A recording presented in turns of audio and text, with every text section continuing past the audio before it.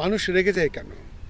এটা কিন্তু একটা সহজ, একেবারে সাধারণ একটা কোশ্চেন যে মানুষ রেগে যায় কেন, বা রেগে যাওয়াটা স্বাভাবিক কিনা। অ্যাকচুয়ালি রাগটা কিন্তু একটা ইমোশন, এবং এটা একটা নেগেটিভ ইমোশন। কিন্তু এই নেগেটিভ ইমোশন যেটা, সেটা কখনোই ভালো হতে পারে না।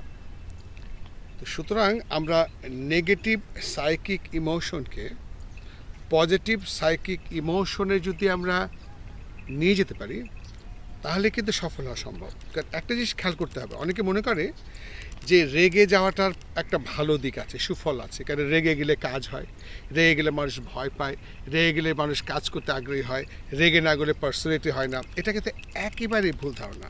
কারণ রেগে যাওয়াটা যদি সফলতার ভিত্তি হতো বা বিষয় হতো, তাহলে পৃথিবীতে যত মানুষ সফল হয়েছেন, শ্রেষ্ঠ মানুষরা, ওনারা কিন্তু রেগে যেতে পারতেন। যেমন পৃথিবীতে কোনো নবী, রসুল, পীর, মাশায়েখ থেকে শুরু করে পৃথিবীতে সক্রেটিস বলেন, গৌতম বুদ্ধ বলেন, বা পৃথিবীতে যারাই সফল হয়েছেন, শ্রেষ্ঠ হয়েছেন, তারা সবাই কিন্তু রাগকে নিয়ন্ত্রণ করতে পেরেছেন। কারণ পৃথিবীতে কোনো নবী, রসুল যারা সফল শ্রেষ্ঠ মানুষ ছিলেন, তারা কিন্তু কখনোই রেগে যাননি, কখনোই বিরক্ত হননি, কখনো মেজাজ গরম করেননি, কখনোই রাগ করেননি, কখনো গালি দেননি, কখনো কটু কথা বলেন নাই। অথচ তারা সফল ছিলেন এবং সাকসেসফুল ছিলেন এবং মানুষের ভালোবাসা পেয়েছিলেন। তাহলে বোঝা যাচ্ছে যে তারা সফল ছিলেন, মানুষের ভালোবাসা পেয়েছিলেন, শ্রেষ্ঠ নেতা ছিলেন, পরিচালনা করার ক্ষমতা ছিলেন, কিন্তু রেগে না গিয়ে। সুতরাং রেগে যাওয়াটা কখনোই বুদ্ধিমানের কাজ নয়। রেগে যায় কেন? এখানে অনেক থিওরি আছে, গবেষকদের ফলাফল। যেমন কোনো নিউরোলজিস্ট, মনোবিজ্ঞানী বলেন, মানুষের হাইপোথ্যালামাসের একটা জায়গা আছে, সেই জায়গাতে এমন একটা আবেগের জায়গা আছে, ওই আবেগের জায়গাটা যখন কোনো কিছু বোঝে উঠতে পারে না, কোনো কিছু আইডেন্টিফাই করতে পারে না, ব্যাখ্যা দিতে পারে না, তখন কিন্তু ওই হাইপোথ্যালামাসের একটা আবেগের জায়গা কিন্তু এক্সাইটেড হয়ে যায়। ঠিক তেমনি একটা মানুষ কখন রেগে যায়? একটা মানুষ যখন যুক্তিতে পারে না, বুদ্ধিতে পারে না, বিবেচনায় পারে না, কারোর সাথে কথাই পেরে ওঠে না, তখনই কিন্তু তিনি রেগে গিয়ে জেদ করে একটা সিন ক্রিয়েট করে নিজের সেই পজিশনটাকে হোল্ড করতে চায়, যেটা কিন্তু মূর্খতার লক্ষণ। যিনি হয়তো ভয় পেয়ে চুপ করে গেলেন, তিনি কিন্তু ভাববেন সে একটা মূর্খ, সে একটা অযোগ্য, তিনি রেগে গিয়ে আমাকে ভয় দেখালেন। অ্যাকচুয়ালি ওরাই রাগে, ওরাই চটে, যখন বুদ্ধি, বিবেচনা, যুক্তি কাজ করে না। এটা একটা ব্যাপার। আর একটা ব্যাপার হচ্ছে, মানুষ যখন রেগে যায়, ক্ষেপে যায়, উত্তেজিত হয়ে যায়, মেজাজ গরম করে, তখন কিন্তু মানুষের বিবেক, বুদ্ধি, বিবেচনার সমস্ত পথগুলো বন্ধ হয়ে যায়। তখন মানুষ যা বলে ভুল বলে, যা করে ভুল করে, যা সিদ্ধান্ত নেয় সব কিছুই হয় ভুল। আর এজন্যই পৃথিবীতে যত সফল শ্রেষ্ঠ মানুষ ছিলেন, তারা কখনোই রাগ করতেন না, কারণ যাতে কখনো ভুল কথা না হয়, ভুল সিদ্ধান্ত না হয়, ভুল কাজ হয়ে না পারে।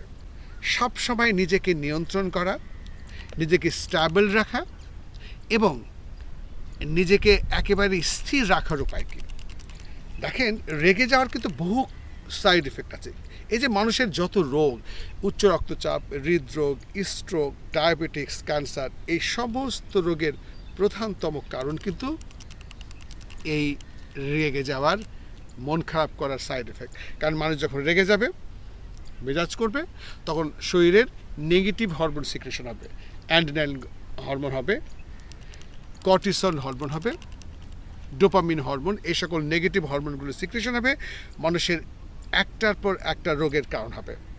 ঠিক তেমনি মানুষ যখন হাসি মুখে থাকবে, মানুষ যখন রিল্যাক্স বোধ করবে, একটা হ্যাপিনেস ফিল করবে, শান্তি অনুভব করবে, তখন কিন্তু পজিটিভ হরমোনগুলো সিক্রেশন হবে। এবং পজিটিভ হরমোন যখন সিক্রেশন হবে, তখন মানুষের ইমিউন সিস্টেমগুলো বাড়বে, মানুষের চেহারা সুন্দর হবে, রোগ প্রতিরোধ ক্ষমতা তৈরি হবে। এবং গবেষকরা বলেন যে পৃথিবীতে যত মেটাবলিক রোগ, যেমন ডায়াবেটিক্স, উচ্চ রক্তচাপ, হৃদরোগ, স্ট্রোক, ক্যান্সার, এই সমস্ত রোগের প্রধানতম ৭৫% কারণ হচ্ছে নিরানন্দ। নিরানন্দ মানে কি? মনের মধ্যে কোনো আনন্দ না থাকা, আনন্দ বোধ না থাকা। ৭৫% কারণ যদি নিরানন্দ হয়, তাহলে আমাদেরকে তো আনন্দের মধ্যেই থাকতে হবে। তাহলে এখন আনন্দ বা হ্যাপিনেসের মধ্যে থাকার উপায় কি, খুশির মধ্যে থাকার উপায় কি? একটা কথা মনে রাখতে হবে, খুশি কিন্তু চাওয়ার জিনিস নয়, খুশি থাকার জিনিস। খুশি চাইতে হয় না, থাকতে হয়। খুশিতে থাকা, এবং গবেষকরা বলেন যে happiness is my own property. খুশি হলো আমার নিজের সম্পদ, এটা আমার ভেতরেই আছে। আমি যখন খুশি তখন খুশিকে ফিল করতে পারি। আমি যদি মনে করি আই এম হ্যাপি, তো আই এম হ্যাপি।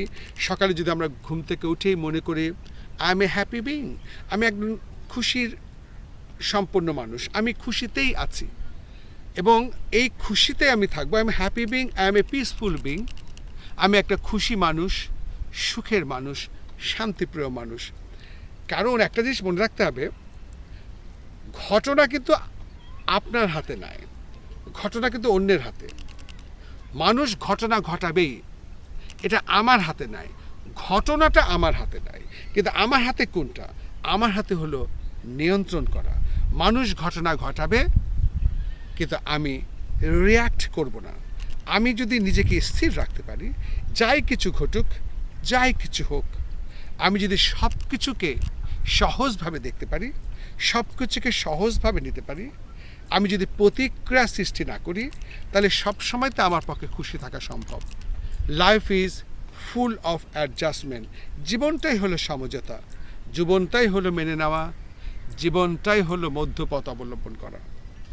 এই জন্য দেখবেন যে ইউরোপ আমেরিকার মানুষদেরকে আপনি একটা জিনিস খেয়াল করবেন, ওরা কিন্তু সব কিছুকে সহজভাবে থাকে এবং তারা বলে it's a part of the life. যাই কিছু ঘটুক, যাই কিছু হোক, সমস্ত তো জীবনের অংশ। মানুষের জীবনের সুখ, এটাও জীবনের অংশ, দুঃখ, এটাও জীবনের অংশ। সুখ দুঃখ মিলেই তো জীবন। যেমন একটা পরিবারে যখন একটা সন্তান গ্রহণ করে, সন্তান আসে, আমরা কি বলি? খুশি হই। কিন্তু যখন একটা পরিবারে কেউ মারা যায়, আমরা কষ্ট পাই। এই যে সন্তান জন্ম নিল, এটাও একটা জীবনের পাঠ। কেউ মারা গেল, ওটাও জীবনের পাঠ। পরিস্থিতি বিভিন্ন রকম হবে, কিন্তু পরিস্থিতি আমার কন্ট্রোলে নয়। আমার কন্ট্রোল আমার নিজের ভিতরের ব্যাপার। ঘটনা মানুষ ঘটাবে, আমি রিয়্যাক্ট করব কিভাবে, এটা আমার বিষয়। রেগে না যাওয়াটা, এটা একটা মহৎ গুণ। রেগে যায় তারাই যাদের বুদ্ধি, বিবেচনা, যুক্তি কাজ করে না। সুতরাং আমরা পিসফুল মানুষ, শান্তিপ্রিয় মানুষ, সব কিছুকে শান্তিভাবে গ্রহণ করা আমাদের পক্ষে উচিত। Thank you.